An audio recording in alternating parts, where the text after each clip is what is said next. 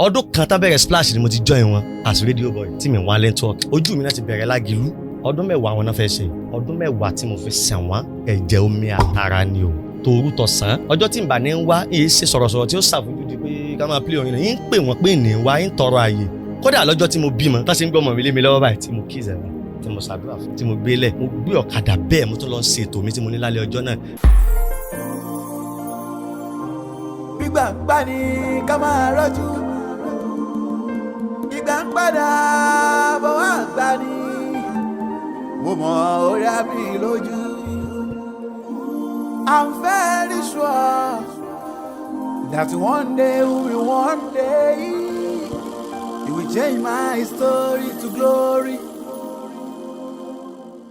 All right, I welcome you back on the show. Welcome to Smedia TV. Welcome to Smedia Podcast. Welcome to Mystery. If you are watching us coming to this channel for the first time, you're welcome to the family. Thank you so much for coming. Please make sure you do well to click on that subscribe button. When you do this, you'll be able to see our next coming episode. Thank you so much. You're welcome. I'm waiting for you. Click on that subscribe button now. God bless you. All right, without wasting much of your time, I will urge you to please go and take your seat to watch this program from the beginning to the end.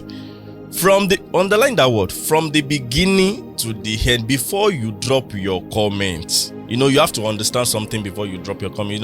A lot of people will just barge into just short video and drop their opinion. Please make sure you watch the full video of this program from the beginning to the end before you drop your comments. And as you all know, we don't just bring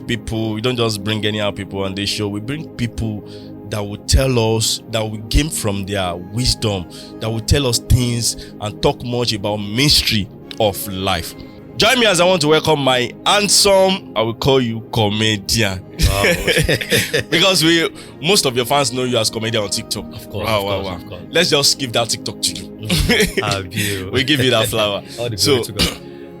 All right, let me make welcome our handsome guest on the show today. I want you to introduce yourself. You tell us what your name and what you do, sir. All right, thank you very much. I am Lawal Ibrahim or Lekan, popularly known as Lekan Orolabi. I'm an OAP, a comic man. When I call myself a comic man, that means I am multi-talented. I can be funny to you at times, I can be serious. Wow. So on stage, 100%. Stand-up comedy, 100%. And internet comedy, 100%. Master of ceremony, 100%. Because I've gotten up to 50 awards for best MC. How many? Over 50 awards for best MC. Wow. Over 5 to 10 awards on the best fashionista OAP. Because wow. I am an ambassador for a fashion company. Wow. Will and Blade Clothing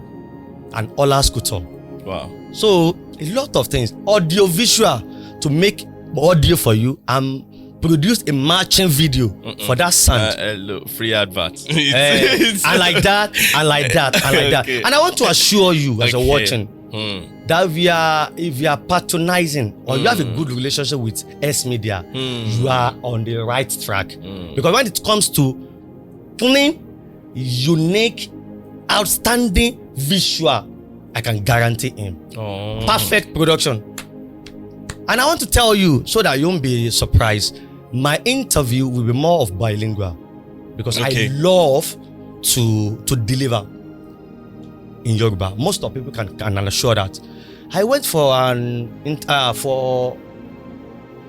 a competition last 9 years ago. Wow. So on the stage, we have series of comedians. Okay. In pidgin, in English, and we normally mix our lines when we're on stage. I am the only comedian in that Jogos MAF 21 that deliver with Yoruba all through. All through. Wow. And I got third position. I would have been in first, but there was a line that I delivered that it's summer 18 plus. Actually, all the guests seated on that day were adults. Wow. But there was one particular girl that came with her mom that day that might be looking for the meaning of that. What you said. What I said. Okay. And it's my It's true. disorganized her. Sure. So they have to make me thought so that the girl will not focus on me to find the meaning. Okay. And they apologize. Wow. You must have appear as the first, but because of this, kindly bear with us. I deliver with 100% Yoruba attire, damask ayasiki, damask baggy, damask shoe, damask cap, all authentic and original, flashing. Because if you are watching me and you want to be sincere, you will give it to Orolabi when it comes to fashion. I can say it categorically that I am the pioneer of good outfit for communicator. I am not praising myself, but if you want to be sincere, because before communicators, broadcasters, we believe in wearing esiki, sokoto kembe, abeti aja, so that people can think we are grown up. Because a lot of people listening to us at home before the internet, they believe we are aged. Wọ́n máa ń believe we are àgbàlagbà arúgbó ni wá. Okay, mo ṣe ń sọ̀rọ̀ sí i. Wọ́n á dórí rédíò, wọ́n á ní ní gbogbo ọbẹ̀ tí ẹ bá ti ń wò mẹ́. Ẹ lọ sórí ìkànnì Success 105.3 kẹ́ ẹ bójú wò mẹ́. Kẹ́ ẹ mọ̀ wípé kábíyèsí rẹ̀ lẹ́dùnmáre. So wọn ò ní believe pé ọmọ kékeré tó jí ọ̀dọ́ lè ní òun àti làákà àti àgbékalẹ̀ láti máa bá professor 150. Ọlọ́run kí àwa sọ̀rọ̀sọ̀rọ̀ tó jẹ́ pé àwọn tó lówó lóko lókì tán lé làákà ìjù wa lọ wọ́n sì tún máa gbọ́ wa. So èmi wá change ẹ̀ wípé kò pẹ́ dandan tá a bá tó wọ ṣòkòtò kẹ̀mbẹ̀ náà wọ́n lè rí wa as a youth kọ́ dẹ̀ rí nǹkan tó pẹ́. Mi sọ pé mi ni mo bẹ̀rẹ̀ o ṣùgbọ́n ẹnu mi gbà kì í ṣe pé yá mo fi ń gapá. Àwọn tó bá mọ̀ mí wípé wọ́n mọ̀ pé Lekan Orolabi ò kí ń fi san sí anywhere tí n bá ti rí èèyàn mi mo máa celebrate bí mo ṣe ń wò yìí tó bá yẹ pé mò ń ṣe ẹnu ni ẹ fi sí comment section ẹ kò challenge pé mo rí Lekan Orolabi o ọjọ́ tí mo dẹ̀ rí ó wú fún mi ó fọ́ọ̀mù celebrity fún mi tó bá yẹ pé mo fi parọ́ àbí mo fi dànù kẹ́ni ẹ bá mi kọ́ sí comment section ṣe pé tí nǹkan bá ṣùọ̀ fún yàn ọ̀pọ̀ bí mo rí Lekan Orolabi ọjọ́ tí mo rí mo wà disappointed pẹ̀lú aṣọ tó wọ̀ àbí mo ṣe rí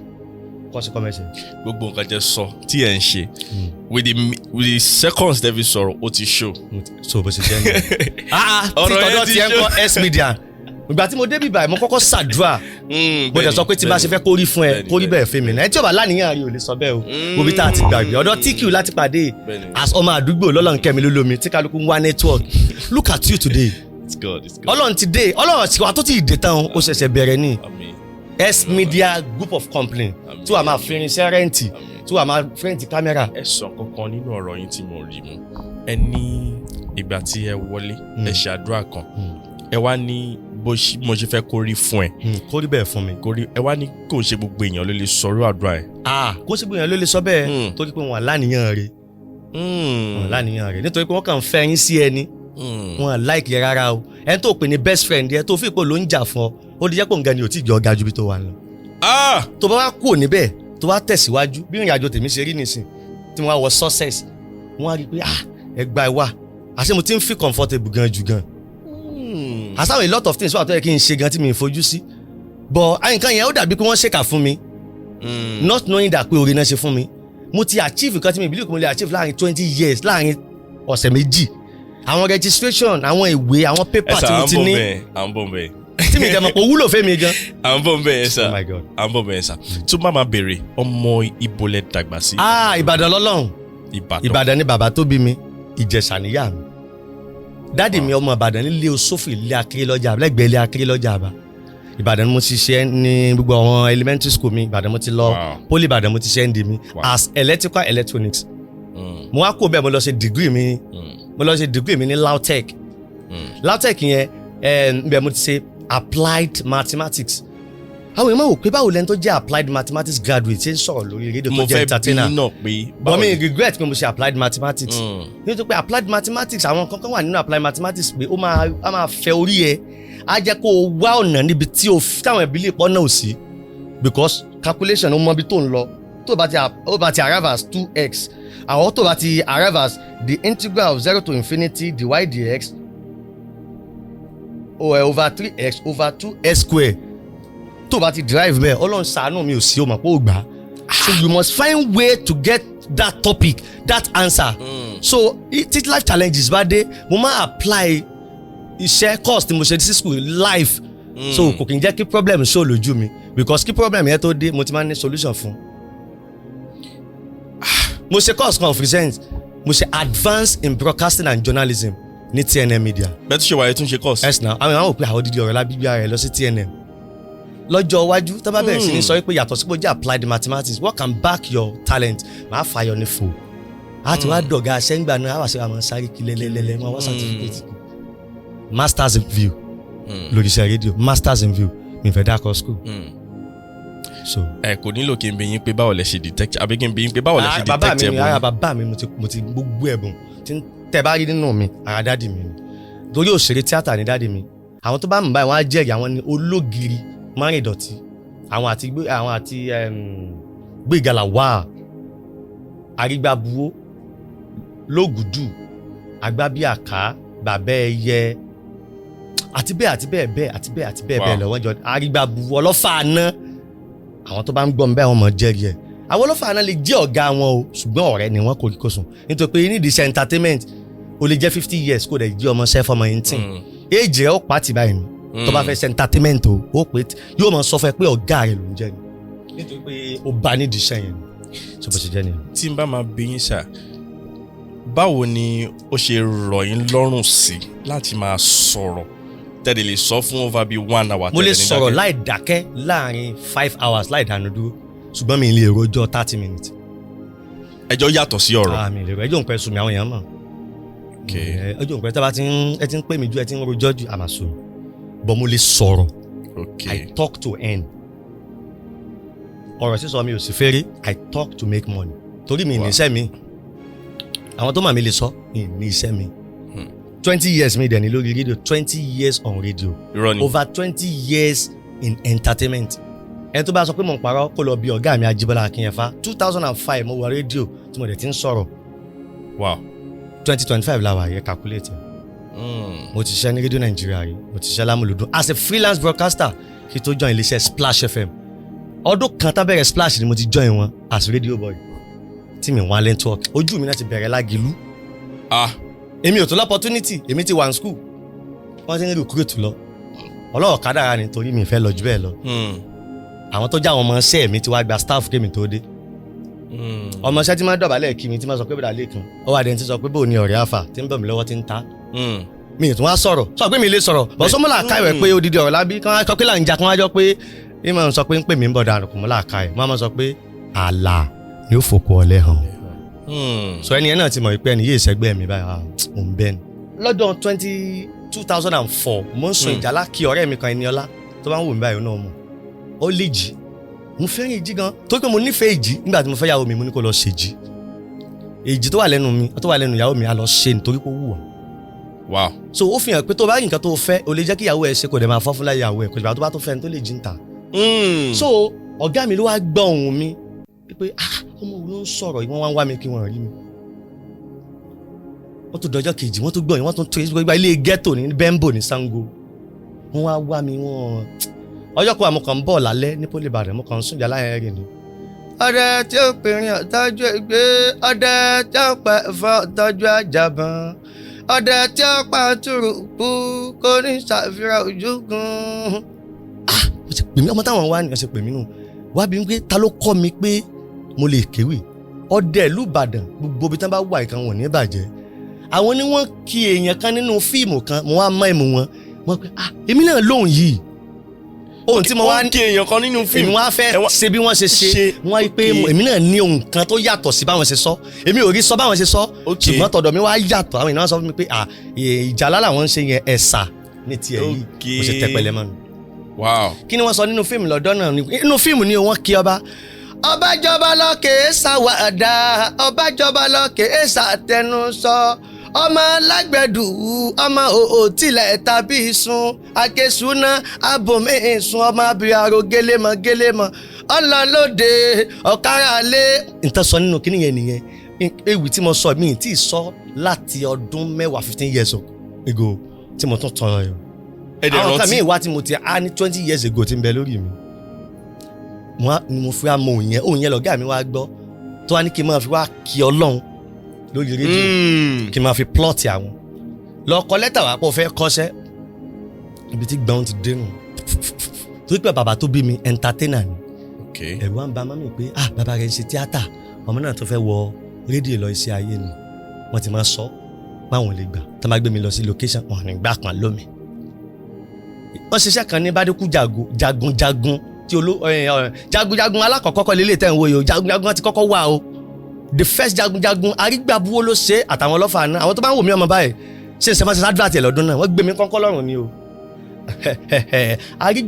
arígbàbuwó gbé tànà dànù ó tún gbé tuntun dé iná ni yọ ọdẹ ẹ̀jẹ̀ ni yọ ogun kágógó kámọ̀sà òun ni yọ ọkùnrin jẹ̀gẹ́ntógún gbàgẹ́ntọ́dẹ àbọ̀dé ogun wàwò wẹ́ẹ̀dùgbẹ̀dùgbẹ̀ ẹ kú àmójúbà sinimá jagunjagun á dára o ẹni tó bá ń gbọ́ mi báyìí tó bá máa jagun yẹn á máa confam pé ní tí mò ń sọ ó ti tó 28 to 30 years ago bá ṣe sadvat yẹn mo ṣe ṣe ibẹ̀ mo ti wọ́n pé mo lè ṣàwọn nǹkan yìí wọ́n á ní nǹkan lẹ́tà tí máa mú lẹ́tà délé bọ́mì mi ò yá ni mo á ní kí big yẹmo adẹ́rìntọ́ adéyẹmí CEO Perfect Stitches wọ́n sọ fún anybody in the world báyìí onírúurú mi ń poli ìbàdàn báyìí òun ló sign fún bàbá Victor Adétúnjí òun ló sign fún ìyá Adéoyè Idris ó ti di tech báyìí anything solar anything vata anything electronics ó tó wà registered chartered ni mi mọ̀ bóyá chartered náà máa ń lò bọ́sà pé tó wà jákàtà wọn á ní chartered but registered engineer ni kí n má ṣe ìwò olú science guarantor mo sì bẹ̀rẹ̀ sẹ́yìn bá bẹ̀rẹ̀ sí ní bẹ̀rẹ̀ ọ̀yá máa gbé ẹ máa ní kí so tó gàba ti parí èmi ò sáré mú script yẹn lèmi ò mọ̀ ká mọ́júmọ́ mò ń kọ́ra mi sẹ́lẹ̀ ọ̀gá dẹ̀ busy wọn àráyè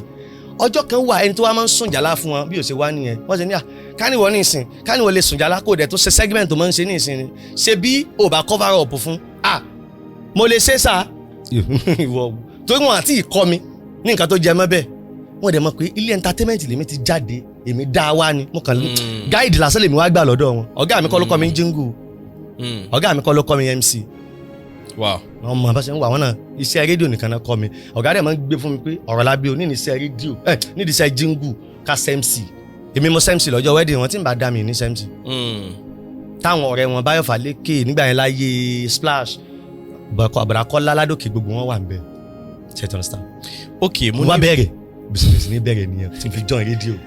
tí mo fi kọ́ṣẹ́ tán admission LAUTECH yọ pé mo fẹ́ tẹ̀síwájú àwọn parents mi lè ṣe change pé university máa lọ torí discrimination wọ́n ti mú mi lé change mi tún lè lọ bí ní àjò tí LAUTECH sì bẹ̀rẹ̀ ni mo wá bẹ̀rẹ̀ mo dà rẹ gbé ọmọ Ìbàdàn nítorí pé LAUTECH kò ní entertainment course mo ń fira mi sáwọn social group tí ò ní jẹ́ kí talent yẹn máa drop mo ń sẹ́mc ẹgbẹ́ ọmọ Ìbàdàn ẹgbẹ́ ọmọ Ọ̀ṣun ẹgbẹ́ ọmọ Ìwó inú ẹgbẹ́ ọmọ Òṣogbo tán ṣe dé tí mo ṣe ni mo ti pàdé ìyàwó mi tá à ń fẹ́ra wa dùn ní ọmọ Òṣogbo ni àwọn fẹ́ ṣe dé mi lẹ́mc talent tó good báyìí God so good bó ti ṣe wá gbalẹ̀ sọ́stẹ̀ mi kò plan ẹ o sábàbí kan gbé wá sọ́stẹ̀ mi kó kàn gbalẹ̀ at Sunday level ọmọ tó ṣẹ̀ṣẹ̀ wọ́n sùn from there mo wá ń guide ẹ̀ mo wá gba ara ọmọ yìí dẹ̀ balẹ̀ one guide ẹsà ẹni sùúrù kẹtó lọ jìnnà ó ti ní ìbéèrè méjì tí mo jáde náà rọ tẹsán. ẹ jẹ́ n fa ilé ilẹ̀ o kákòókò lórí entertainment kìíní ẹni orí iṣẹ́ rédíò kálí bọ́ sinmi ká máa bẹ̀rẹ̀. mo sì ní ìbéèrè kan fún oríṣẹ́ rédíò yẹn ẹni ìgbà tí wọ́n ní pé kẹ́ lọ mú lẹ́tà pé ẹ fẹ́ kọ́ṣẹ́ wa ẹ mú dọ́dọ̀ mọ́ mi. mi gbọ́dọ̀ mú lọ wọn ò yá ni. fine ẹni pé mọ́ mi máa ń sọ kankan pé iṣẹ́ ayé ni entertainment kí ni reason tó fi ń sọ bẹ́ẹ̀ then ṣe iṣẹ́ ayé kí ni nǹkan tó wà bí iṣẹ́ tá à ń ṣe iṣẹ́ ayé ni wọ́n bí lè pè torí pé ayé ló ń wò wá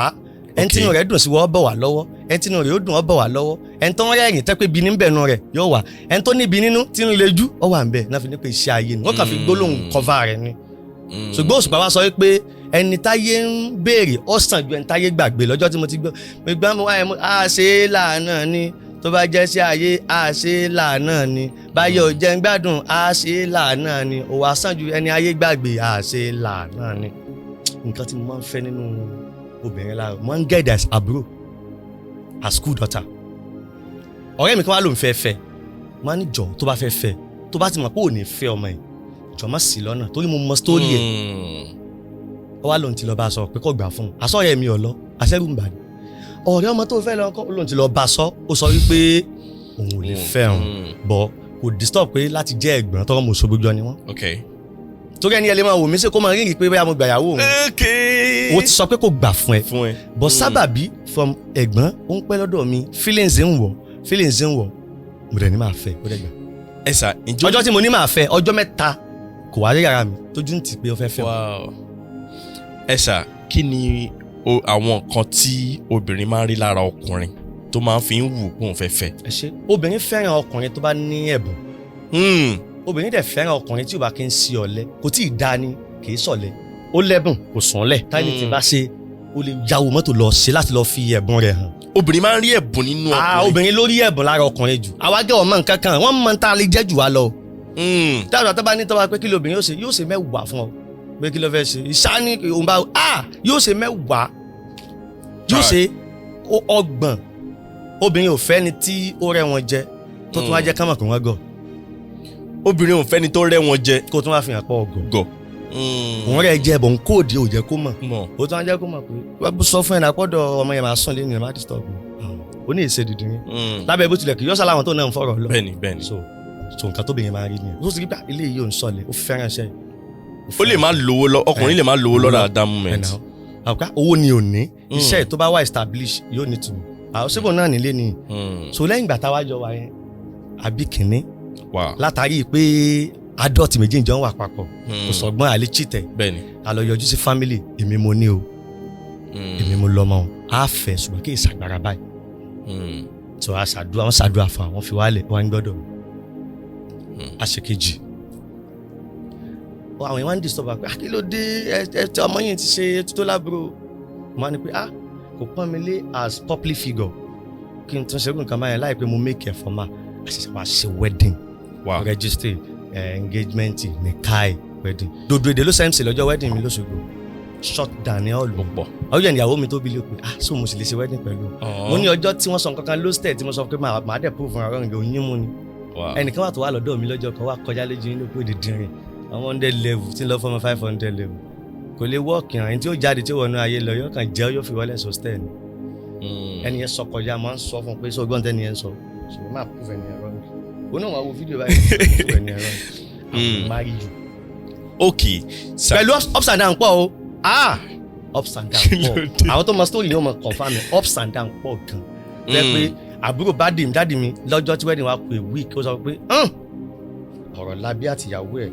ẹ ṣó fún ayé wípé ìfisìn àti ìfẹ́ òtítọ́ sí wa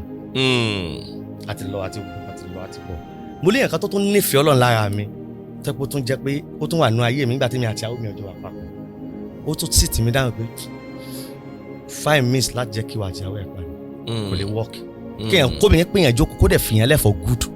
tó ti mọ̀ pé ó ti di gbogbo mi àtàrà ẹ̀jẹ̀ mi password ní pin code ní she's always there. Wow, that's amazing. Okay, tí bá máa bèrè. so tábàdé sọ pé kémi sọ pé obìnrin máa ń dúró tọkùnrin nígbà ìyà tí ó dẹ̀ bá débẹ̀ níwọ̀n bàtọ́ pé wọ́n ti rí mélòó kan jẹ téèyàn tó ti débẹ̀ tán mo lè recommend ìyàwó mi as.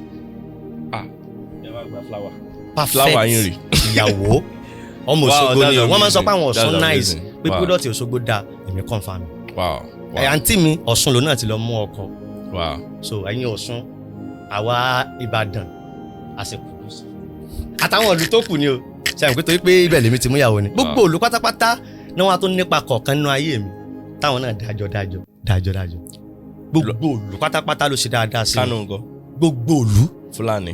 kò síbi tí n ti dé lọ SMC mo ti lọ Bayelsa mo ti lọ Kánò mo ti lọ Owerri lórí entertainment náà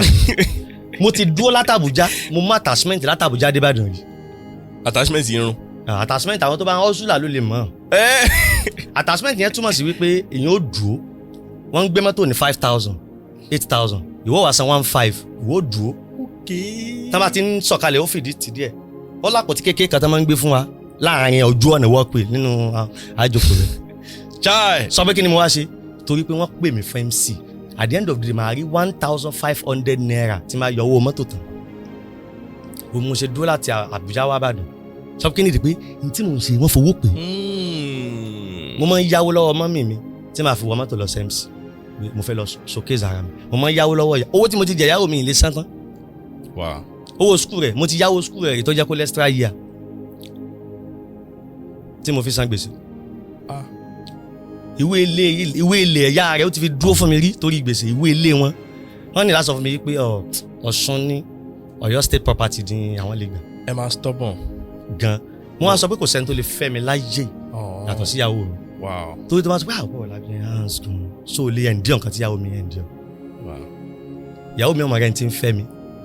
tó ń disturb mi lórí fún kódà tó ní ìbàjẹ́ jẹ́ni tó ń fẹ́ yín àbí tó ń fẹ́ mi torí mi ló ń fẹ́ mi ẹlòmíì máa sọ pé Orolabi ni boyfriend òun tèmi ò dẹ̀ ní báyìí nípa fẹ́ra èmi kàn as normal friend ni ó ti take care fa mi sọ pé mi sọmọ rí o mi wà bí láti wá claim cent o ọ̀sọ́mọ lèmi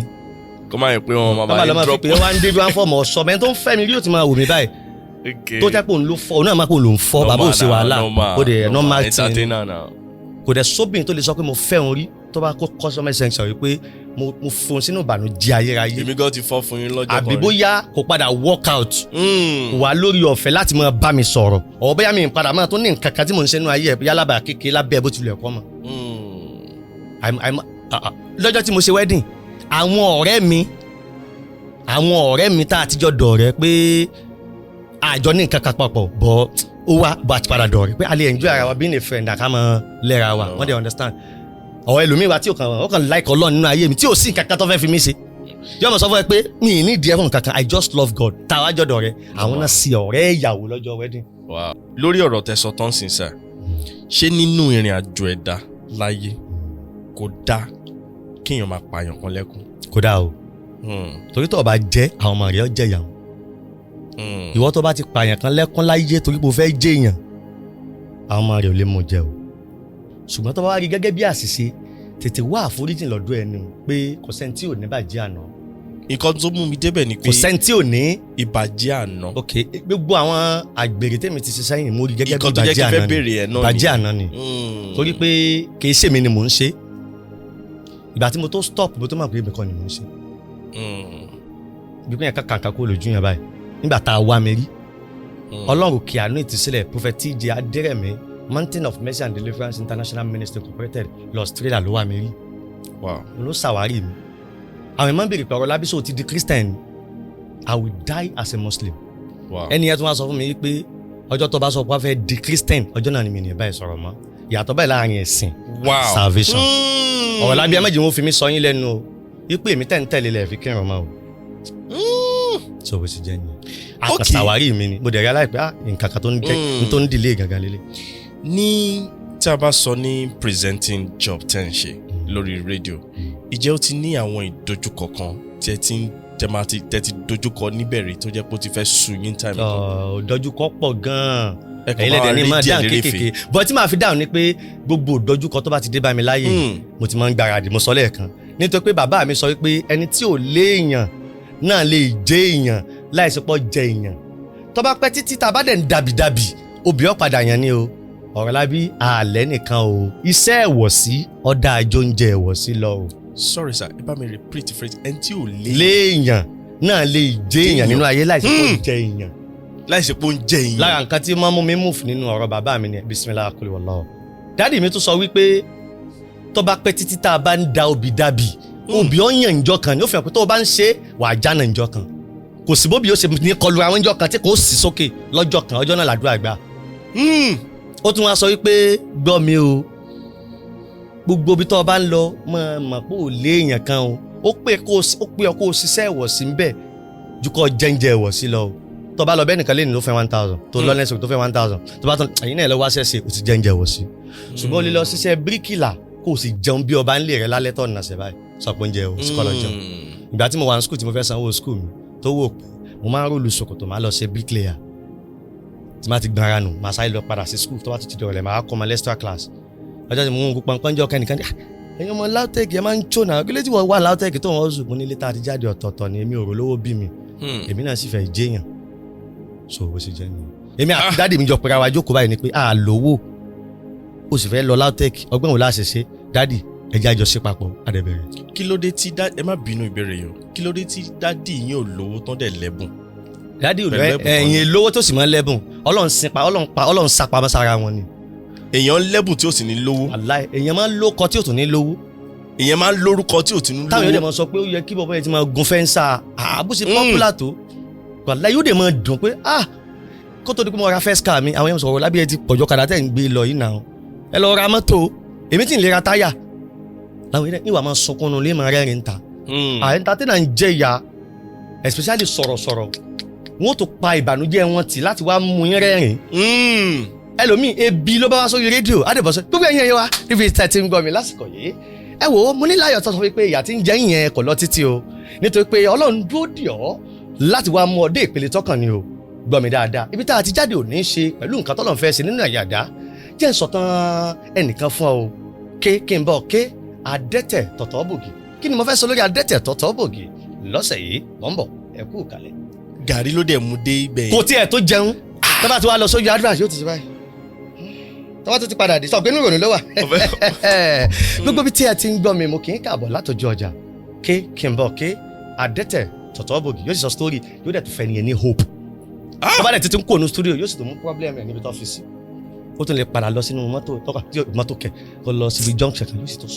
sunkún yóò tún nu omi jóná yóò tún yarun gbà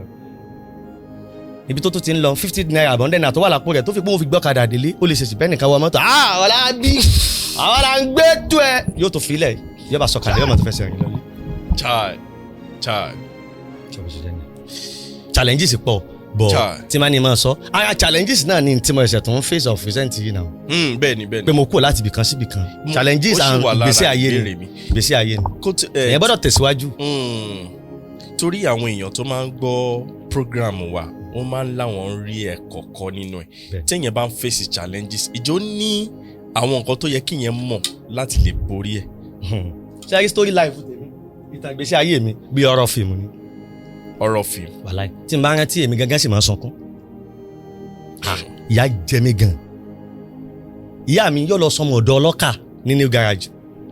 àmàlà tán bá wá fún wọn. nìbàdàn bí. nìbàdàn ní new garage ẹgbẹ́ ibi tí ìyàwó mi sọmọ ọ̀dọ̀ ọlọ́kà mo ti ṣe registry wedding mi. Jesus. wọ́n á mú àmàlà yẹn wá káwa lè bá a jẹun wọ́n á máa ta yín bọ̀ nílé wọ́n á sì jẹun àwọn àfikún wọn ti jẹun níbẹ̀ yẹn pé oúnjẹ tán tó fún wọn lẹ́sítọ̀ àmú wá so kán lè bá a rí owó tán fún wọn lọ́yẹn kánálálẹ́ yòókù gbé wọ mọ́tò lọ́jọ́ kejì. àwa ṣe bẹ́ẹ̀ la fi lọ sukùl mi àtàntì mi a ṣe bẹ́ẹ̀ ọ̀kadà báyìí ni dáàdì mi ń gùn iṣẹ́ ọ̀kadà dáàdì mi ṣe bẹ́ẹ̀rẹ̀ 200 150 iṣẹ́ tí bàbá mi ń ṣe but bàbá mi gbọ́n ìgbà tó ti rówó ó ti mọ̀ pé sẹ́yìn iṣẹ́ wàhálà ni òun náà wà bẹ̀rẹ̀ sí ní ra ọ̀kadà gbé fún àwọn èèyàn lọ́nà tí ò ní ní wọn lára so wọ́n á wá deliver fún ó ní lọ́ọ̀yà lè rẹ̀ jẹ́ ó ní lọ́ọ̀yà so bí a ti bá rà ní 1 naira ó lè ní bí a bá rà ní 100 naira ó lè ní 120 lẹ́ẹ̀fì san tí a bá san 120 tán sẹ́ẹ̀pẹ́ tí 120 sọ pé 200 ẹgẹ́ rẹ̀ ni yóò tún wá mú lára 200 ni yóò sì wá fawó yọ fún wọn náà pé wọn náà lọ fowó kún kí wọn náà lè lọ́kadà tiẹ̀ kọ́kadà yẹn lè máa di méjì mẹ́ta ó lè mú ọwọ́ inú àjọ tó bá fẹ́ wá kó àjọ kò wá ní kájọ rẹ fún un yìí ní kó fún yín o mo fẹ́ jẹ́ àjọ débì kan yóò àlọ́bọ̀ fowó ìrora lẹ̀ àìmọ̀ iye tí ọmọ kóun lè nílé láyé tọ́ba ẹ̀kọ́ òun jánu ní kọ́kọ́ kọ́mẹ́sì ẹ̀kẹ́ sọ́gbà bá mi lọ sọdún lé tí ọmọ kóun lè ra lẹ̀ débi tó wọn kọ̀ lé ológiri ní ẹnu kọ rẹ̀ má ìdọ̀tí ológiri ilẹ̀ tí mo sọ kì í sọ òdú ni kì í sáì mọ̀ fúlókó. ìjọ ní nǹkan tó yẹ kéèyàn mọ̀ láti borí challenges téèyàn face. nǹkan téèyàn gbọ́dọ̀ ní láti bàlá yín alákọ̀ọ́kọ́ yẹn gbọ́dọ̀ jẹ́ aládùúrà. ẹlẹ́ẹ̀kejì nígbàgbọ́ nínú rẹ̀ kó o dẹ̀ mọ̀ pé gbogbo ọjọ́ kan ní kérésì.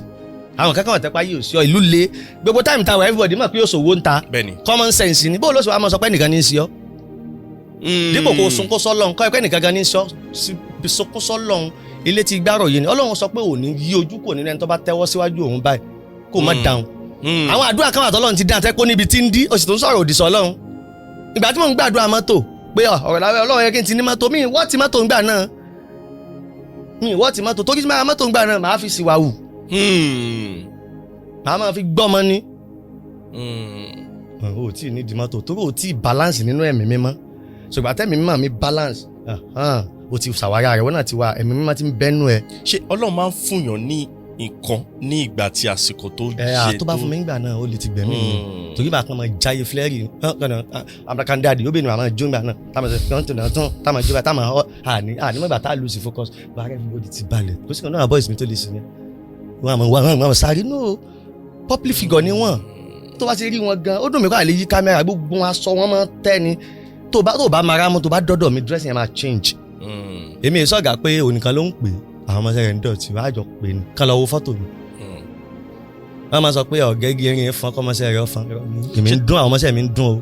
tọ́lọ̀ bá tí èèyàn bá ní nǹkan tí ó ti tó àsìkò tó yẹ kéèyàn ní ó máa affect èèyàn. ó máa affect èèyàn nítorí pé kò ní lè wà mentally balance láti lè control nǹkan yẹn ni ó máa control rẹ̀ kò ní ìkápá láti control property yẹn so ó lè padà gbẹ̀mí ẹ̀ ó lè lọ wú sáwọn tí ó yẹ kó wú sí a sì ju ara lọ́nà ayé sọ́ndì bọ́tà ààrẹ bá ti balẹ̀ ẹlòmíì kan máa Orolabi láìkì tí ó sì bọ̀ mí lówó màá ní kí ló ṣe mo kàn sá láìkì ẹ loyalty ẹ ni ìjọ tó bá tọ́ pé mo wà kí wọ́n bá sọ loyalty yẹn màá ṣẹ̀tàn wá tó wá bẹ̀rẹ̀ nítorí pé dáàdì mi wọ́n sọ pé wọ́n ń pè yẹn lọ́mọ búkú ẹ̀rù ń bà á ń bọ̀sibọ̀sí lágbájá ọmọ búkú ni màá ṣẹ̀tàn wá máa bèrè ẹ̀yin boys ẹjọ ṣé kò sáà sí náà nǹkan tí mo ṣe mẹ́ ọ̀gá kò sí bẹ́ẹ̀ bẹ́ẹ̀ tún lè ṣe dáadáa jù bẹ́ẹ̀ lọ èmi ìṣọ́gà tí ò fáwọn crew mi ní say wọ́n ní say wọ́n lè correct mi tábà rí nǹkan tí ò tẹ́ wọn lọ́rùn wọ́n lè sọ fún mi pé àwọn ò like màá dẹ̀ apologize. lára àwọn reasons tí a fi gbé yín wá sórí ètò sá a gbọ́ èmi fúnra mi dẹ̀ gbọ́ mo dẹ̀ observe because ẹ wà lára àwọn kan tí mo máa ń wo programs yín lórí rédíò so mo dẹ̀ adẹ̀ rí pé a rí yín mọ́ lórí rédíò station tẹ̀tí ń ṣiṣẹ́ mọ́ nísìn that should be Lagelu FM. ẹ ṣe gàmọ́ dúpẹ́ ọ̀pọ̀lọpọ̀ àwọn èèyàn náà ń bi mí ní ìbéèrè yẹn ṣùgbọ́n kí n tó dáhùn mo sọ nǹkan kan lẹ́ẹ̀kan wípé mo lọ ṣiṣẹ́ bricklayer lọ́dọ̀ àwọn kan. lára àwọn ìyàtẹ̀ jẹ. mo sọ lẹ́ẹ̀kan ẹlòmíì lè máa wò pé àṣẹṣẹ́ bricklayer wá ṣiṣẹ́ ni iṣẹ́ tí náà fi ń jẹ́yàn láyé ni bíríkìlà ń kọ́lé bíríkìlà ń ra mọ́tò ìgbàlódé bọ̀ èmi akẹ́kọ̀ọ́ tí ń ṣe bíríkìlà ń gbà náà ni mo mí o kí ẹ ṣe bóyá mo tàbùkù iṣẹ́ wọn o. intention téèyàn bá wá lọ síbi kan ló máa determine sẹ́mi lọ ọ́zù ni àwọn ń fi ṣiṣẹ́ ṣe ni tá fi lóko lókì gbọ́ bùkátà bẹ́ẹ̀ mi ó ṣe parí skul gbà yẹn lèmi ń nílò owó fún ṣàmì wọn láàánú gan ni kò yẹ kí wọ́n gbà mí torí mi kì í ṣe trained ẹni tó lè rú pọnpọn mọ wọn fi àánú gbà mí pé àwọn náà mọ ibi tó ọmọ tàwọn náà lè dé wọn kúkú mà mí ìmọ̀ wọn má báyìí ṣùgbọ́n Ọlọ́run bá ń ṣe wọ́n lẹ́san olóore. iléeṣẹ́ Lagelu FM ọdún 10 wọn náà fẹ́ ṣe ọdún 10 tí mo fi sàn wọ́n ẹ̀jẹ̀ omi àtàrà ni o torú tọ̀sán ọjọ́ tí n bà ní ń wá èyí ṣe sọ̀rọ̀sọ̀rọ̀ tí ó ṣàfojúdi pé ká máa play orin náà yín pè wọ́n pé ní wá yín tọrọ àyè kódà lọ́jọ́ tí mo bímọ tó ṣe ń gbọ́mọ mi lé mi lọ́wọ́ báyìí tí mo kíìsẹ̀ báyìí tí mo ṣàdúrà fún tí mo gbé lẹ̀ mo gbé ọ̀kadà bẹ́ẹ̀ mo tún lọ ṣe ètò mi tí mo ní lálẹ́ ọjọ́ náà mo léètì bẹ́ẹ̀ bí 12 minutes 12 minutes tí mo tó léètì mo tó ti pelé iṣẹ́ lẹ̀ pé kán dákun ìyàwó ọmọọṣẹ́ ìjábọ̀ nú ẹ̀jẹ̀ ni mo ti wà lórí ọ̀kadà mo ti ń bọ̀ o èmi wá gbé ọ̀kadà wọ́n á ṣe wá gbé mọ́tò tẹ̀lé sórí mọ́tò lè mọ́ ìyá àwa là ń kìlọ̀ ká má mọ̀ sáré àsápajúdé kò yẹ ká tó máa rúfẹ́ wà bẹ́ẹ̀ lára wa ìmọ̀ alẹ́ jẹ́ mi ọ̀gbẹ́ ọ̀kadà ọ̀yà yóò lè máa nọ́fà ẹ̀yìn máa gbé mọ́tò bọ̀ ìgbà tí mo dé inú studio mo tó mọ̀ àṣẹjẹ́ gan bẹ lára mi níbi tí mi ò fi sẹ́ẹ̀ mi ṣeré dé ṣùgbọ́n ìgbà tó lọ́n kádàrà pé ó tásìkò tí ń kó bẹ́ẹ̀ ni ìṣẹ̀lẹ̀ kan tí òbí àjọ kan gbọ́ra wáyé ni ṣùgbọ́n nínú àgbọ́yé yẹn èmi ò lẹ́bi wàláì mo fi ọba tí ó pàdé mi tí ó pè mí sọ́dọ̀ ọjọ́ tí ó kù mí nínú sàárè ọjọ́ tó le jù láyé ni o èmi ò lẹ́bi ṣùgbọ́n àwọn ọ̀làgbọ̀yé lórí ẹ̀ wọn ò bá wojú ọ̀nà míì tá a lè gbà ṣe ni ṣùgbọ́n a lè sọ pé Yésù dé àtàsìkò èmi wá rí nǹkan yẹn bíi pé àṣé mo ti ń fi comfortable gan jù gan ó yẹ kí n ti sàwọn kankan nínú ayé tí mi mọ̀ pé mo ní ìdí ìgbésẹ̀ ńlọ wa mú mi rí pé mo ti sùn o èmi ẹ̀dá ẹ̀ sùn bọ́ mi mọ̀ pé mo tó ti ń sùn láspẹ́ẹ̀tì yẹn ló yẹ kí n mọ̀ pé ó yẹ kí n lè gbà àwọn ìwé báyìí ní èèyàn báyìí lẹ́ni báyìí plan B in case tẹ́wò ní máa sọ̀rọ̀ ara ìwà àti wọn lẹ́jọ́ máa fà láàrin kò tí ì tọ́sẹ̀ kan tí ó ti tọ́sẹ̀ méjì mo kò lè ṣe Lagelu kì í tó bẹ́ẹ̀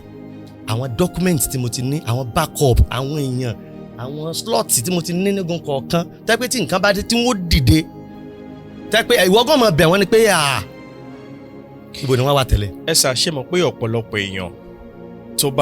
tó bá gbọ́ nípa nǹkan tó ṣẹlẹ̀ yìí tó bá dẹ̀ bẹ̀rẹ̀ sí ní rí ní another station wọ́n máa wò bí ẹni pé àbí bóyá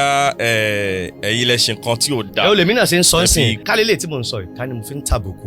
àbí mo fi ń parọ́ mọ́ wọn kákọ́ sí comment section. mo challenge ní kákọ́ sí comment section. àbí kan ṣe fídíò ká sọ pé Orolabi parọ́ mọ́ wa ni. sọ pé yọ̀ọ́ kan lè charge mi sí court. ilé iṣẹ́ rédíò òwò lè parọ́ mọ́. mo sọ wípé àsìkò tó àlágbọ̀yé mo kàn lọ fún àlàáfíà. èmi àtọ̀gá mi sì sọ̀rọ̀ náà Túndé Ọláwó sì pè mí tátò fún mi nímọ̀ràn bá a tún ṣẹ̀ṣẹ̀ mi ayé báyìí láti ṣe. ìgbà tí mo tún bọ́ sórí rédíò lórí Success first program mi mo tún fún gbogbo wọn ní credit mo tún ṣàdúrà. Wow. kódà tẹ bá fẹ́ fi ṣe insight ẹ lè mú díẹ̀ wọnú interview ìbá fún yín ní insight ẹ ibi tí mo ti sọ. Wow. mo sì fún ẹni tó nílò èsì náà lè sí ẹ pípẹ́ àti ń yọ ọ́ só la ṣe ń yọ ọ́ gbọ́ o eléyìí tí wọn náà ṣe yìí dáadáa ló padà di fẹ́mi oore ni o ṣùgbọ́n o Ọlọ́run san lẹ́san olóore àwọn ọmọ àrí yóò sì jẹ́ ń bẹ̀ mo tún wá fòtélé pẹ̀ láṣẹ pé wọn ò ní mú jẹ. wọ́n á jẹ́ mẹ́rin dandan ni. wọ́n lè mú jẹ káwọ́ ẹ̀ nínú àgbo 100 wọ́n lè mú jẹ torí ń ṣàbòsí pẹ̀lú so mo kàn tẹ̀síwájú ni màá wá sí iléeṣẹ́ màá wá sí Smedia màá wá bọ́ sórí kámẹ́rà màá mọ̀ bú iléeṣẹ́ Lágelú nílé iṣẹ́ rédíò tó ẹ́ pò ń lọ build mi from nothing to something tí wọ́n pè mí ọ̀yá báyìí la ṣe ń ṣe lé báyìí la ṣe ń ṣe lé tí mo wá bọ́ sí iléeṣẹ́ rí má bọ́ sórí agbágbé tí mo wá ń sọrú ẹ̀ despite padà pé ó rí bó ti rí dáàdi mi ó sọ pé ẹni tó bá ṣàìdá fún ọ yóò ti ṣe dáadáa fún ọ náà ró dáadáa. ẹni tó bá ṣàìdá kan fún ẹ lónìí ó ti ṣe dáadáa. wá fi dáadáa yẹn cover o lè mi fi cover forever tó dé Ọláwúwo màá máa fún ní credit ni coach mi ni sá fún Aláwọ̀dé màá máa fún ní credit ni. Wow. Adémọ́lá Azeez best studio manager tí mo bá ṣiṣẹ́ ń bẹ̀ Abímbọ́lá Sadiq Táíwò Lord Jude DJ Spider self-made ọmọ alájà àwọn tó wà lẹ́nu security Kaso FM kò sẹ́nibọ́dì Victor tó máa ń ṣe radio big clear tó máa ń gé jingle Tolú flow boss Ayọ̀mídé Lọ́sìn Mr. Ṣèyí àǹtí Fúnmi engineer Michael ní product gbogbo department mo ti ń dákọ yẹn o mo ní ìbáṣepọ̀ tó dáa pẹ̀lú everybody. ẹni tí ń sì dákọ yóò kì láyọ̀ àkàn àyà rẹ̀ ọmọ pa ìdá tó ń ṣe ni torí kò ní í mú yìí jẹ ẹ jẹ́ àtẹ̀wájú so mo tẹ̀wájú láti lọ ṣe àṣeyọrí ṣètò àṣeyọrí pẹ̀lú àwọn onílàáká ẹ̀dá tí nǹkan rí máa ń wù ó ní mo ṣe lọ sí Success FM kò sí jàǹbẹ́ kò sógun kò sọ́tẹ̀ o àwọn ètò mi pátápátá dẹ̀ ń gbọ́ ìkankan ò ní dín látòrí Fàájì Friday Ta ló lágbo Fòyìn sí Ojú Inú tó yẹ kó gangan náà ń sọ lọ́wọ́ báyìí Ojú Inú táì ojú inú yẹn ó ti ṣí ẹni tó jẹ́ total blindness ojú rẹ̀ ti là ẹni tán ní diabetes ọ̀pá tán ní hepatitis B ní ọ̀pá stroke ní ọ̀pá ètò yẹn ti tú wọn lẹ̀ aago 11 sáago 1 ni mò ń ṣe báyìí ní Success FM lọ́jọ́ Sunday ẹ má ní mo ń dánu fún yín ẹ lọ wò fúnra yín kẹ wá give comment section tó wáyé pé mo ń dánu. ojú inú ojú inú a recommend pé diabetes tó fún yín ẹ lọ jàǹkàrẹ́ ṣe fúnra yín kẹ wá padà wá jẹ́rìí tó bá pẹ́ nu ni mo ṣe fún yín ṣùgbọ́n tẹ́ ẹ bá lè ṣe tẹ́ bá fẹ́ ká bá yín ṣe ẹ san production cost. Explain bẹ́yẹn dáadáa because àwọn èèyàn fẹ́ láǹfààní àti jàǹfààní. ẹ tó ní diabetes tó ti fojú yẹn rí náà rí hepatitis B glaucoma cataract blurring vision BP high blood pressure low sperm dead cell mo ní testimony fibroid mo ní testimony ẹ̀ ń tàti ní kò lè bímọ láyé pátá ọ̀rẹ́ ò lè dọ́mọ tó ti bímọ gbogbo àwọn testimony yà máa play fún mi ẹ wá mi fún ẹ́sìpà mi ì ta o nǹkan wọn ká lọ ṣe ni o ẹni tí ò bá lè ṣe ni mo ní kárẹ̀ wọn lọ́wọ́ follow terms and conditions ṣùgbọ́n báyìí mo ti gba àpòfà mi wà lójú ọ̀nà tápòfà mi bá fi lè jáde ẹ kà máa gbọ́ Orolabi apps tested and confirmed tested tẹ́pẹ́ àwọn tó wà lábúròdù lè fi ṣeré ni o. wọ́n á mọ̀ the funniest part ìgbà tí wọ́n á stop program yẹn fún nǹkan kankan ẹ̀jẹ̀ sọ báwọn torí wọ́n program yẹn wọ́n kàn ní kò lè lọ mọ́ fún dìkan àbí kejì ni so mi n fẹ́ lọ bẹ́ẹ̀ jù báyìí lọ. so nǹkan fún dìkan àti kejì yẹn làwọn fans mi loyal fans mi táwọn pé so ẹnìkan sì wà Nàìjíríà tó lè ládùúrà sí i tí ó dẹ̀ máa fáwọn èèyàn lọ́fẹ̀ẹ́ ó yá Orolabi ó yá lọ find out iye tí wọ́n fẹ́ gba gbogbo àwọn nǹkan yẹn a máa gbà fún ẹ at all cost £1 mi ò sí nínú gbogbo ìwé tẹ́rí tí mo ń gba ìwé bíi 4-5 tí mo gbà yìí £1 mi ò sí ní àwọn náà gbà wọn èmi ni mo kàn ń ṣe processing àwọn kan ń tẹ̀wó ni nígbà tí ń ṣàbòsí pẹ̀lú mi tí mo lóòótọ́ àwọn tó bí mi ni training mi ni. báwo lẹ ṣe mú present mọ apps. àṣírí tọ́lọ̀ ń fi sínú mi tí mo ti lákọsílẹ̀ látọjọ́ tó ti pẹ́ tí ó kàn wà nílé tèmi ọ̀kà kún tí mo kàn fi ìpè kí n kàn pààyàn lẹ́rìn lẹ́bùn tí mo ní tí mo pé nǹkan míì tó ń ta wọ́tà sẹ́ nínú mi. bí mo ṣe ń sọ̀rọ̀ yìí káyọ̀ kẹ́nìkan ti gbọ́ program yìí àbó ti wò rí tó ṣe nǹkan tí ò bá bẹ́ẹ̀ ojú ọ̀ comment. sọ àbí tí nǹkan yóò ní máa sọ fáwọn èèyàn báyìí tó báyìí ó rí kọ́mẹ́ǹtì fídíò yóò máa dàbí pé ó rìkọ́ọ̀dù yàn rí mo lè ta shut down. torí láti gbà tí mo ti kó ń bẹ́ẹ̀ èyí tí sọ̀rọ̀ first ọ̀rọ̀ mi Lagelu FM 90.7 ilé funfun bala fẹ́lẹ̀ lẹ́ẹ̀bà ẹ ṣé o mo dúpẹ́ lọ́wọ́ yín iléeṣẹ́ náà ò ní jóná o bí kan lára stinger mi máa ní pé kò dìgbà tí àkókò bá tó fẹnu sọ́gi ká tó mọ̀ pé yẹn ń bẹ lóko Lagelu FM 96.7 fẹ́lẹ̀lẹ̀ láwa tá a ti ń ṣe bí ọba. ó pọ̀ ìmí tó ti wá jáde níbi tí mo wà báyìí pé Ọlálékan Orolabi ọmọ abínú fún ẹ̀jẹ̀ àtòrí bẹ́ẹ̀ wò wáyà tẹ̀ mọ́lẹ̀ iná ló mú wọ success ká tó mọ̀kàn tó lépo ó dòkè mọ́kànlá o Success FM 105.3 àwa là ń jó ìkànnì yẹn o ẹja tó ń gbénu àtẹ ò lè mọ iye àbàtà bẹjọ báwẹ lódò tí ń sàn kẹjọ tàtàrí sójú ọ̀ràn mọ́ kẹja tó ju ẹja kó lé ẹja sójú akọmi kò ní mẹjọ ẹja dà dífáfẹ́ni tí ò gbọ́ iléeṣẹ́ yìí Success 105.3 FM àwa là ní gbòòrò. àmọ̀ràn ó lè lè fún ẹni tí ó bá wù láti ṣerú iṣẹ́ yín. ìmọ̀ràn àkọ́kọ́ ṣé mo lè bèrè kẹ́kẹ́ dá mi lóhùn ká wọnú kámẹ́rà báwọn. kí ni nǹkan àkọ́kọ́ tí mo kọ́kọ́ máa ń bèrè pé tó bá fẹ́ kọ́ṣẹ́ lọ́dọ̀ mi àti tó bá fẹ́ sẹ́ńtà tẹ́bí kí ni mo lọ́gbọ́dọ̀ sí.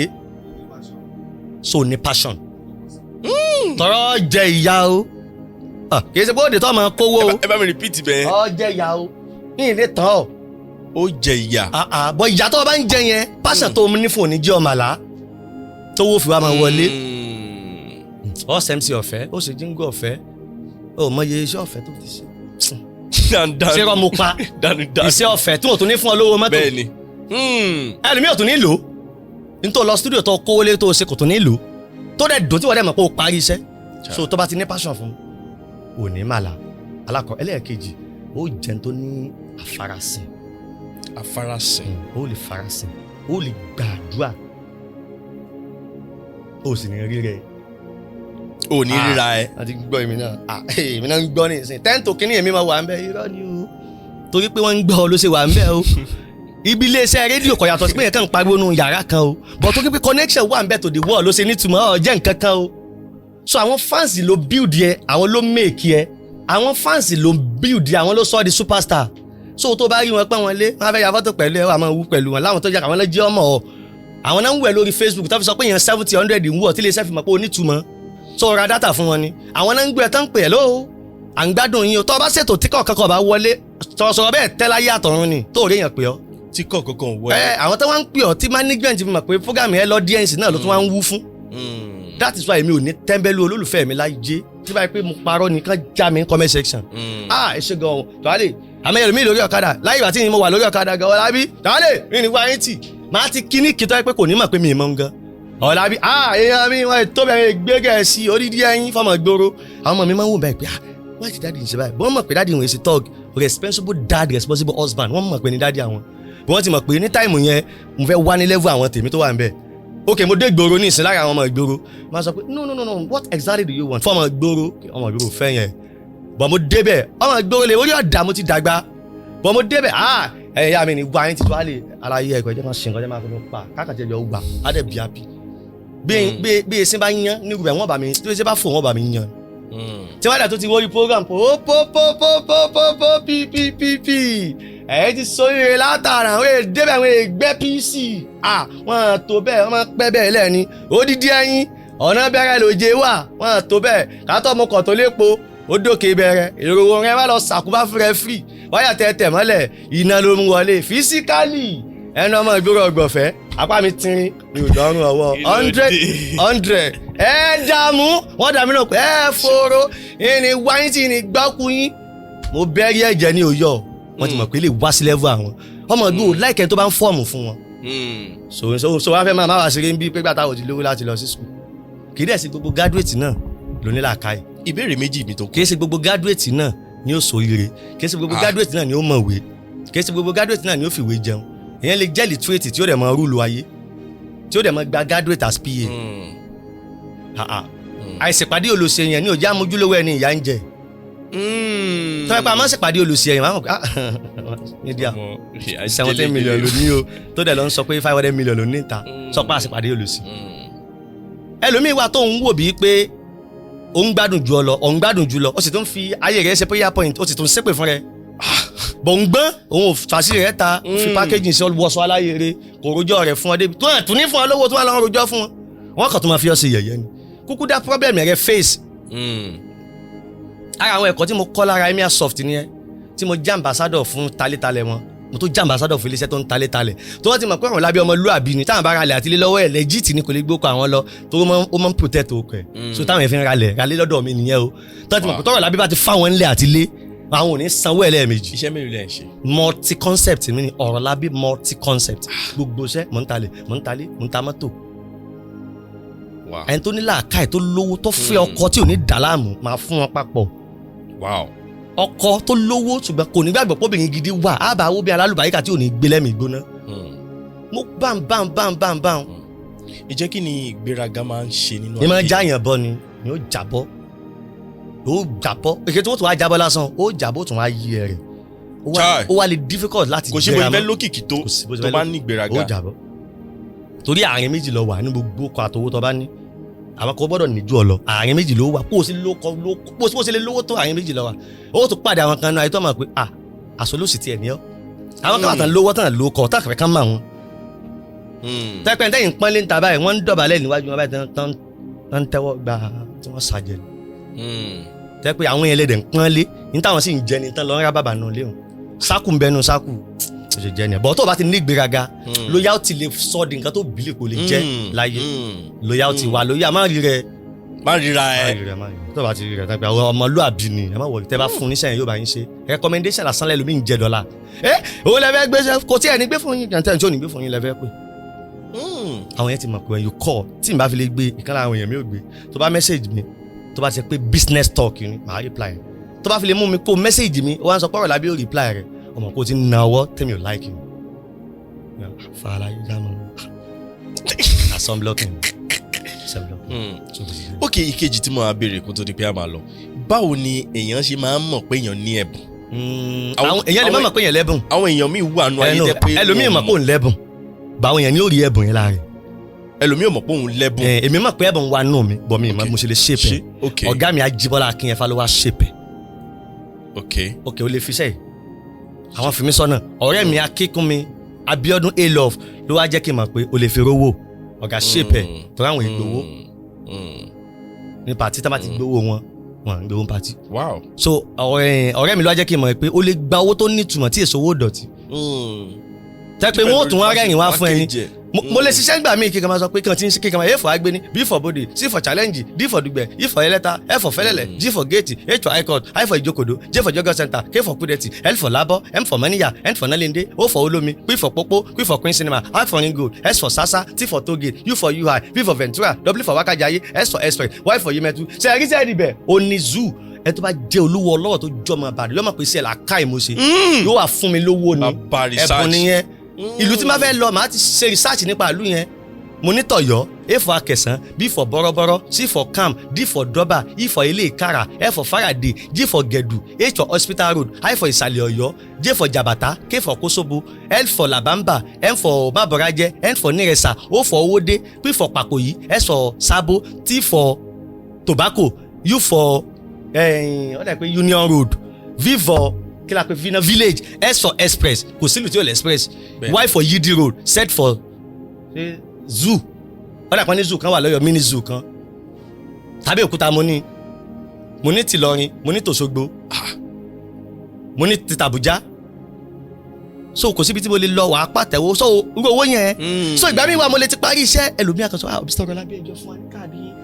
olùsọ̀rí káàdì tí mo fún ẹ káàdì mi dàbí ATM ni. ẹni tó bá ní làákàyà ti mọ̀ pé nǹkan tẹ́ni yìí ṣe iṣẹ́ yé ele so àwọn olówó yẹn dẹ̀ máa ń fẹ́ gbéṣẹ́ fún ẹni tí mo ra rẹ̀ mature tó ní tẹríba tó dẹ̀ lè gbọ́ control Mr. Orolabi stop kí ṣe ti gbéraga èyí tí mo wà wọ́ọ̀sì pàtí ẹ̀ inú tẹ́gbọ́n mọ̀dọ̀ pé no owó tó charge mi wọ́ ọ̀tẹ̀ owó tó charge mi wọ́ ọ̀tẹ̀ o ní kí n fẹ́ káàdì tí mo fẹ́ ìwọ gan tẹ̀ wo káàdì mi dàbí ATM card thick tó ìgbà tí mi ti ní entertainment level gbogbo nǹkan mi ó máa ń wà always unique ni. Wow. Ìgbà tí mo okay ẹ jọ ẹ bá gbẹ́nu Smedia 500 ni wọ́n ní ẹ lọ sí page mi ẹ lọ àwọn iṣẹ́ tí mo ti ṣe ẹ kàn àwọn aṣọ ẹ kàn àwọn bàtà tí ń bẹ lẹ́sẹ̀ mi lórí àwọn stage yẹn. Ẹ wo bàtà tá a wò at least bàtà tó bá ń súnmọ́ 100 tẹ̀rẹ̀ gba tí mo dẹ̀ gba 500 lọ́wọ́ tẹ̀rẹ̀ ipá sọ́tẹ́ ni wọ̀ ṣé bẹ́ẹ̀ ni àwọn wọ̀ designer man tó what. Sir, a lot of young guys, young people packaging would like to learn from you. This is my question for that. Mo dẹ̀ fẹ́ sọ lè fún àwọn èèyàn pé if you are an entertainer tó bá dẹ̀ ń wò mí jẹ́ n sọ point kan fún ẹ láyé tí ó máa mú ẹ grow. Nǹkan tí mo fẹ́ béèrè nìyẹn. Nǹkan méjì ni wàá máa grow ni wàá máa pé last year rẹ ò dàbí jíà yìí. Nǹkan alákọ̀ọ́kọ́ ni kọ́ bẹ́yẹn ṣe ń package rẹ̀. You said something like fake it till you make it. Ìyẹn mo fẹ́ sọ last ni. Okay. Bẹ́yẹn ṣe ń package rẹ̀ you are the number one fans of yourself kò sẹ́ni tó lè nífẹ̀ẹ́ rẹ̀ tó ara rẹ̀. You are the number one fans of yourself. Tí n bá post picture mi ní màá kọ́kọ́ like tí n bá mú ara níwájú mirror ifo tí n bá fine mo ti kọ́kọ́ appreciate ara mi. My dear báwo ni ọkọ mi tó wá ń sọ kò sí nǹkan tẹ́nì kankan fẹ́ sọ ń ta tó kàn mí mọ́ mo dẹ̀ ní glass tó ga tó lẹ́kùn yìí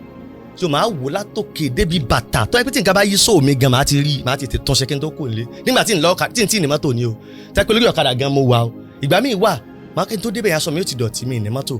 aṣọ mi ní laundry á wà nínú báàgì sọ́tù báàgì ayé sọ́tù báàgì ni tí máa ti wá débẹ̀ máa bọ́ yẹn wọ́n ti mọ̀ bílí ìpele ní tí mo wọ̀ gan ó ti tó MC. So tó bá ti episode ọ̀bẹ ó ti yá máa wọ bí abí restroom lọ máa wá ṣẹ̀ṣẹ̀ wọ ẹ̀mí máa wá tó jáde ní another phone wà pé so kò tí ì wọ aṣọ ọṣẹ gan. Sígbà tí ó sì mọ́tò sọ pé kì í ṣe pé gbà tó bá tó ní mọ́tò lóbó lólé mọ́ aṣọ mi ti dọ̀kọ̀dà lé mọ́ wọ sọ́nlé wàǹkárá kan kọ́ lọ change in venue ọwọ́ alẹ́ wọ́sán kó venue kó wọ̀délé kó bá dọ̀tí ó ti parí iṣẹ́ ìyẹn alákọ̀ọ́kọ́ nù. Téèyàn 5 bá comment sórí page ẹ tó bá reply 5 ó ti ní 10 comment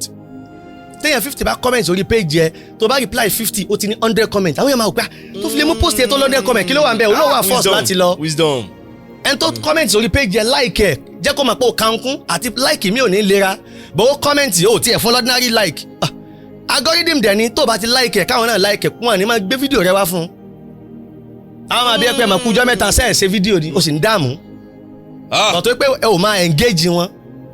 wọn ni máa gbé fídíò rẹ wá fún wọn alákọ̀ọ́kọ́ nu ẹlẹ́ẹ̀kejì fake it to make it ìgbà tí n tí ní mọ́tò tí má ti mọ̀ pé iṣẹ́ tí mo fẹ́ lọ yìí ó nílò mọ́tò màá wá kan lára àwọn dádì mi tó nígbàgbọ́ nù mí àbọ̀rẹ́ mi kan tó ní mọ́tò tí ń gbé mọ́tò lọ tàbí ọmọọṣẹ́ mi tó ní mọ́tò tí ó gbé mi lọ ojú mi á kó lè bẹ́ẹ̀ máa gbé mọ́tò wọn ò rí mọ́tò tí mo gbé wá sọ pé mi post sórí Facebook pé mo ti ra mọ́tò ìyẹn yàtọ̀ sí fake life but mọ́tò ẹni tó gbé mi lọ máa fi ya fọ́tò máa ṣe mọ́ọ̀kì fake life ni àwọn ọ̀gá tí ń gbọ́ mi tó jọ̀gá aṣọ tó jẹ́ veteran wọ́n mọ̀ pé ó wà lára iṣẹ́ wa pé fake it to make it kódà àṣírí gan ni kì í ṣe nǹkan tó yẹ kéèyàn sọ bọ̀ torí pé mo mọ̀ pé yóò change ayé ìwọ tó ń wò mí tó wá pè mí kí n tọrọ àforíjì lọ́wọ́ àwọn ọ̀gá yẹn pé ẹ bá ṣàmójúkò ń bẹ̀ torí lára àwọn odùsẹ́ wa ni mo sọ kán wá foríjì mi kán wá wò pé ayé ẹni tí ń wò mí tí mo fẹ́ yí padà ẹni ẹjẹ́ àwò ó ti ń rọrùn lé ó ní talent ó ní gbogbo ẹ̀ ṣùgbọ́n wọ́n rí kò ní packaging ó dẹ̀ ń bílẹ̀ kó wọ́n mọṣẹ́ ó yẹ kó ti máa gba 50,000 MC 5,000 and 10,000 ó dẹ̀ good tó bá ti lè ṣe nǹkan méjì yẹn ó dẹ̀ kàn try pé gbogbo pati tàn bá ti pè sí máa lọ kápọ̀ kan jú ẹ máa lọ pati tàn bá ti pè sí ebi ò ní pa ọlọ́wọ́ mọ̀ bí ó sì máa ṣe tó bá ti ní nǹkan méjì yẹn package yourself believe in yourself be the number one fans of yourself fake it to make it ó yàtọ̀ sí fake life o wá fi mọ́tò yà fọ́tò wá sí mọ́kì fake life nu ó yà ń picture pẹ̀lú mọ́tò tẹ́ gbé lọ sí party tó dẹ̀ kọ́ bẹ̀ pé mọ́tò ẹ̀ ní ifo tó lè fẹ́ nìyẹn credit èmi tó mọ́ fẹ́ tó gbé mọ́tò credit at Adolomo thanks for today's ride at kinikan emak at Bọ̀dá Àdìsá at postmato thanks for the kinikan. àwọn tó fẹ́ ṣèyàn lóore gan tó máa rí wá ní. tí n bá sì ti lo mọ́tò rẹ tá a bá ti ń lọ láti yálé epo ní rẹ̀ epo fún ọ epo lè jẹ́ pé tí wọ́n gbọ́n lè rà ní ara màá rẹ̀ epo láyé alálùmọ́lẹ̀ mọ̀ ń sọ màá rẹ̀ epo fún ẹ tá a bá tó ti wá ń bọ̀ á gbé mọ́tò ẹ̀wọ̀n káwọ̀ sí i á wà sẹ́mà lọ yẹn. bọ̀ tó bá ti ní àwọn ibi tá a lọ yẹn orí ọ̀dà ni kò dọ̀tí màá nù lé àfilẹ̀ mo lè fún ẹ̀ ṣe dátà fún. báwo máa ṣe wá pè ń jọ mi tá a bá dẹ̀ lọ tẹ́ni mistake bá ṣẹlẹ̀ tí mọ́tò yẹn bá ṣe mi máa fix ẹ̀ o. tí n bá gbé mọ́tò yẹn jáde tí mo rí pé òun ló ṣe òkè ṣe mi o mo kàn rí dent àbí nǹkan kan lára mọ́tò yẹn tí mi like máa fix mọ́tò yẹn fẹ́ nìyẹn èmi kọ́ mo fọ́ o kọ́ pé bẹ́ẹ̀ mi rọ̀ àbí bí kan fọ́ normal àkọ́yẹ́ kúrí báyìí ẹni náà wúlò náà ṣebó náà fún mi mọ́tò ẹ̀ kí n lè lò ó náà níbi tí ń lọ gbogbo èèyàn tó dẹ̀ nípa nínú ayé mi tó support mi either by covering up either by cash either by recommendation lágbára Ọlọ́run àti jẹ́ èèyàn yín láyé òní nira lágbára Ọlọ́run bẹ́ẹ̀ ṣe support Lekan Lawal Orolabi in any way financially spiritually owó advice lágbára Ọlọ́run àti jẹ́ èèyàn àwọn ọmọ yín òní mú nira lọ ibi táyìn náà wá débẹ̀ ní takú bẹ́ẹ̀ o ẹ̀ tó jẹ́ èèyàn jù bẹ́ẹ̀ lọ bódà dúpẹ́ lọ́wọ́ iléeṣẹ́ Smedia fún àǹfààní àtòrí ọ̀fẹ́ tí wọ́n fi gbà mí nítorí pé alábàáṣepọ̀ mi látọjọ́ tó ti pẹ́ ni ọ̀rẹ́ mi ni olólùfẹ́ mi ni fan mi ni mo wà lórí àwọn náà mọ̀ pé lára àwọn olólùfẹ́ tó wọ́n ń wo fídíò ẹ̀ ni mo wà bá a tó ṣe wá tó jẹ́ lẹ́yìn yun bóyá ẹ̀gbọ́n ni bóyá àbúrò ní kọkàn àárín wa lọ́wọ́ nítorí pé dictionary kò divine pé age rẹ ló lè bá sọ̀rẹ́ ṣùgbọ́n tí a ti ń wò wá náà ẹ̀ mọ̀ pé jùmọ̀ tó yọ náà ẹ ṣe gan. ìbéèrè kan ta sí mi lọ́kàn ìjó dá kí èèyàn máa bínú ẹni tí èèyàn jọ wà bóyá nípa ìṣeré. kò dáa níta ni òfin ní ga ní tí òjá ẹlòmíì ó ga kó lójúmọ́ ẹlòmíì fi pé bóyá nǹkan ń da bó ń ṣe ń ṣe o ta gbogbo ẹ̀ ń dùn bó ń ṣe ń dìtẹ̀ tó ń jábọ́ gbogbo ẹ̀ ń dùn nígbà tẹ̀sán rẹ̀ yóò bá dé yóò dàbí ẹni tí ò lówó rí irú wọn náà máa ń pè pé tó ilé àwọn kan ṣe kinní kan ilé máa ṣe kinní kan gbogbo àwọn tán fọwọ́ wọn kó jọ láàárọ̀ ọjọ́ ó máa ń parun lójú wọn ni torí ògo tó fẹ́ dìde tó bá dìde àwọn kan wà tí yóò tara ẹni dìde ìwọ ti sílé náà ni ẹ jẹun fún yín lẹ́sàmpù ẹ wọ ọ̀gá wa Yínká Ayéfẹ́lẹ́ ọjà ẹ wọ Oríyọmí ọ̀gá wa Oríyọmí ẹ wọ ọ̀gá wa Iyobi àti bẹ́ẹ̀ bẹ́ẹ̀ ẹ wọ ọ̀gá wa Ìmọ̀yọ́sọ̀lá ẹ wọ àwọn tí ń ṣiṣẹ́ London gan so tí wọ́n kan bá gbógun tírú àwọn yẹn pé ká má dìde sọ̀rọ̀ kó ti pa ògo àwọn yẹn so ìtọ́lọ́run fi bínú sí wọn bó lè máa dùn báyìí o kó fi pò ń jó ọ jẹ ìyá rẹ alábòsí èrèké alébòsí èlé mo jẹ níwọ̀n bá tó bá ti ṣàbòsí ẹni tó wà sí sí ẹ mo ń rí wọ mo ń celebrate ẹnu mi ń dùn sí nǹkan rẹ tó ń ṣe mo wá ń ṣe tẹ̀bí wá bínú ó ti mà pọ̀ jẹ̀yà ó lè mo jẹ. I will keep clapping for them until it is my turn òní mo máa ń sọ so wáyé tó ń ṣe wá ń bí ọ nígbà tó jẹ́ turn. ìgbà tí àsìkò kálukú ọ̀tọ̀ọ̀tọ̀ dẹ ní kọ́kọ́ gbọ́dọ̀ lè fọ́ sọ̀yà pé ọkùnrin gbọ́dọ̀ lówó jọkọ òun lọ constitution wo ló sọ pé ìyàwó rẹ gbọ́dọ̀ lówó jọkọ rẹ lọ tí àwọn bá ti lówó ju ẹ lọ gbà tó bá ti níyàwó alálùbáríkà bẹ̀rẹ̀ ní ọgọ́ sí ìwọ lọ́mọ náwó obìnrin tó bá ti jẹ́ obìnrin tó ó yẹ kó mọ̀ pé ó yẹ kó ń ṣiṣẹ́ tactics ni ṣe ti understand so kò sẹ́ni tó ṣerú ẹ̀ tí ẹnu kíní mo ti gbọ́ kíní yẹn ẹnu Ìdòwú Santana I will keep clapping for them until it is my turn ẹnu Ìdòwú Santana mo ti gbọ́ ìkẹlẹ̀ kejì tí mo tún máa mú mi rìn òní ẹ̀gbọ́n wa Làkà òkè mo mi àti bọ́lọ́run mi sọ̀rọ̀ Làkà òkìkí gádùálì ni mo fẹ́ Smedia òkìkí gádùálì dùn òun ló dùn and steady kèsì pé tani àrà ti da fìyókù lẹ́fọ̀ọ́ lọ Ọlọ́run àánú ọba tí pọ̀ nípa àti agbára olóòkè àánú ìtúsílẹ̀ Ọlọ́run pé wòlíì Adérẹ̀mí Ọlọ́run Àìsáyà 45 tó ṣe àwárí mi gbogbo ọmọ ológo tí ń gbọ́ mi ní àsìkò tá a wà yìí yàrá agbára tá a fi ògo yín kọ́ ẹ̀mí mímọ́ fọ́ dànù àmín gbogbo tẹ́ ẹ ti ń ṣe nínú ìnira bẹ́ẹ̀ sì rí mi ìpè wòlíì Adérẹ̀mí mo dà papọ̀ mo fi pa láṣẹ mi ò dá lábàá gbogbo tẹ́ ẹ mọ̀ ṣe lẹ́yìn ìgbà tẹ́ wo fídíò tẹ́ like tẹ́ subscribe tẹ́ share látòní lọ yóò máa mú ìrọ̀rùn wá ni àti ṣe rere yín ò ní mú nira mọ́ bẹ́ẹ̀ bá ń fi nira ṣe kan òní tẹ́ pàdé mi Lekan Lawal Orolabi ìrọ̀rùn ọmọ dìbà ayé yín testimony yín ọmọ yà wọn ọ̀tá ń wèrè bí testimony mi ṣe yà wọn ọ̀tá ń wèrè tí wọ́n ń post tán fọ́tò àwọn kì í tàti wò pé ibi kan ní yọ lọ bá ibi kan ní yọ lọ tán wá rí mi ní ọ̀nà tó tún tayọ tí mo lérò iléeṣẹ́ rédíò tí mo lọ kò ṣe pé lọ wò wá tó ṣe gbọ́ ni success bọ́ ni ó pọ̀ létí ó pọ̀ wọ́n kọ́sọ́sì gbọ́ concept ó rí ó tún wá kówó lé wọ́n kówó lé ọ̀kọ́lọ́mọ nìbàdàn Orolabi wọ́n kówó lé wọ́n tún wá bá mi fìfẹ́ ṣe iléeṣẹ́ náà ò ní jóná o bóde kí gbogbo ẹ̀yàn olólùfẹ́ mi náà ní iléeṣẹ́ Lágẹ̀lú FM àníjọ́ tí mo tó padà bẹ́ẹ̀ wọn jẹ́ káwọn tó ní iléeṣẹ́ gan ráyè pé gbogbo kọ́làsì mi ń pe àwọn ní diaspora ni wọ́n wá gba gbogbo àwọn kọ́làsì sọ́sẹ̀sì ṣẹ̀pà wọ́n wá ń pè lọ àṣẹ̀ṣẹ̀ ẹ̀dú ẹjẹ́ àwọn tó tiẹ̀ nílé náà ó pé Orolabi ó ti dègbìn àwa ti di karahun anywhere you go I follow you àwọn èèyàn láti Germany Canada France Paris tẹ́ pé product mi ti dé product mi ti travel around the world. Sà ìgbà míì tí èèyàn bá wà níbì kan tí èèyàn wò pé ibi tí èèyàn ti ń ṣoríire ni tí wọ́n wá fi fìtínà sí ọ fìtínà sí èèyàn tó wá dàbí nǹkan ibi pé nǹkan ibi náà ṣe fún ọ tí ẹ̀dẹ̀ wá padà. irọ́ ni wọ́n ṣèkà fún ẹ wọ́n ṣèkà fún ẹ. ìgbà míì wà oríire ni wọ́n ti Orolabi ògo ni. iná ṣe fẹ́mi yìí náà.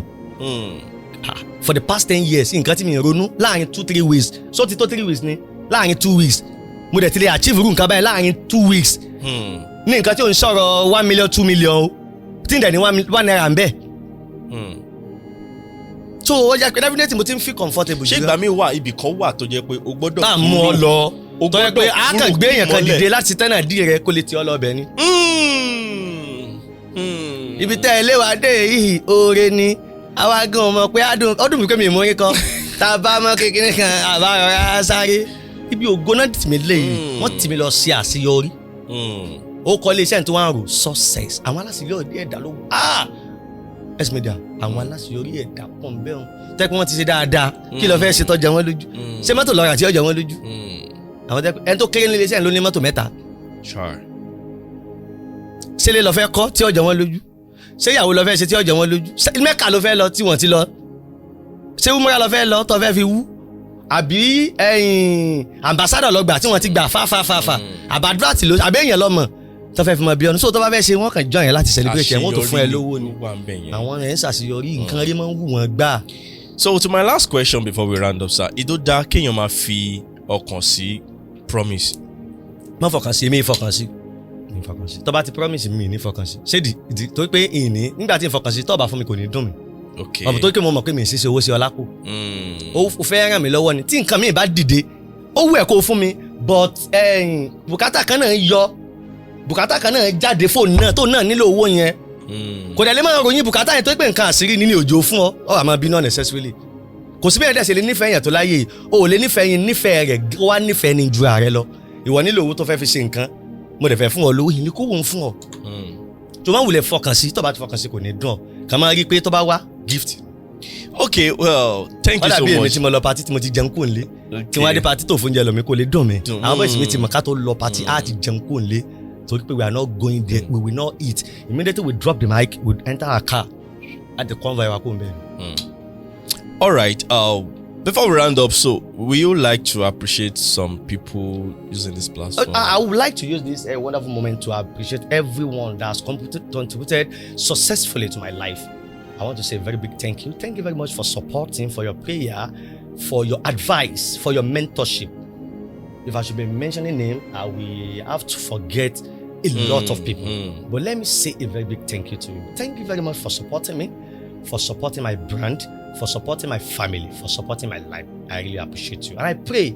God Almighty will reward you abundantly. Thank you very much for supporting my prophets, my lovers, my afar, my Onisa says, my father, my mother, my friends, my fans all over the world. I appreciate you wholeheartedly, and I say a very big thank you to you. Thank you very much for supporting. Thank you very much for loving me. And I want to appreciate my crew. Wow. Orolabi multi-concept crew. They are doing wonderfully well in terms of representing, in terms of support, in terms of branding, in terms of packaging, in terms of movement, in terms of enduring, in terms of finding ways. Because those who love you are not fool. They only remember your beauty when you are ugly, your purpose when you are confused, your honest when you are broken. They are not fool. Thank you very much for supporting me. And I pray